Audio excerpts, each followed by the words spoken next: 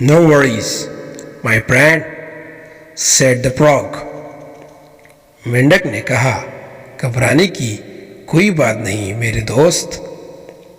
I will tie your foot to mine. मैं आपके पाँव अपने साथ बांध दूंगा. And then I can pull you along nicely. और फिर मैं आपको अच्छी तरह खींच सकता हूँ.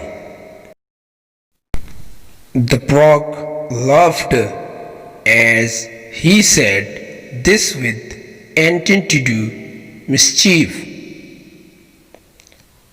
मेंढक हंस पड़ा जब उसने फसाद करने के इरादे से कहा. He thought it would be good fun for him. उसका ख्याल था कि ये उसका अच्छा तफरीह होगा. But he very well knew that the mouse would not enjoy it.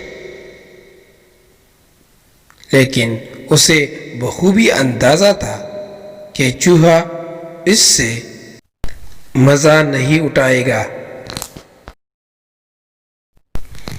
The frog tied the mouse's foot to his own with a piece of thread. मेंढक ने धागे के टुकड़े से चूहे का पाँव खुद से बांधा. Thus, joined together, they started walking across the meadow where they would find their food. इस तरह एक दूसरे के साथ शामिल हुए. उन्होंने घास के मैदान में चलना शुरू किया जहां उन्हें अपना खाना पाएगा. All went well until the frog led the mouse to the pond where he lived.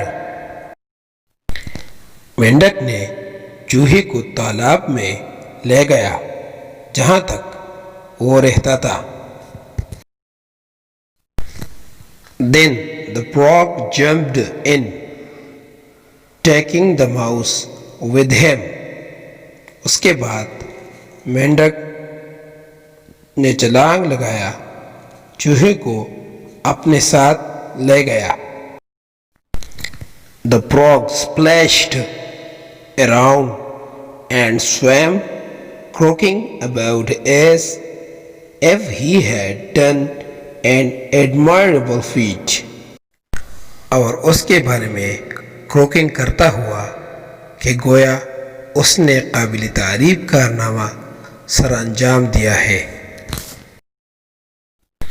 सबक पढ़ने के बाद आप लोगों के लिए ये पहला होमवर्क है कि आप लोग इन अल्फाज के मानी अपनी कापी में लिख के और याद करें.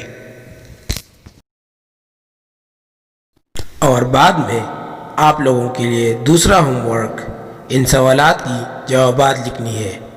Question number 1, who tied the mouse? किसने चूहे को बांधा? Question number 2, use the following words into sentences. नीचे दिए गए अल्फाजों को जुमलों में इस्तेमाल करें.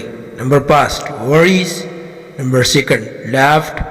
Number third, tie.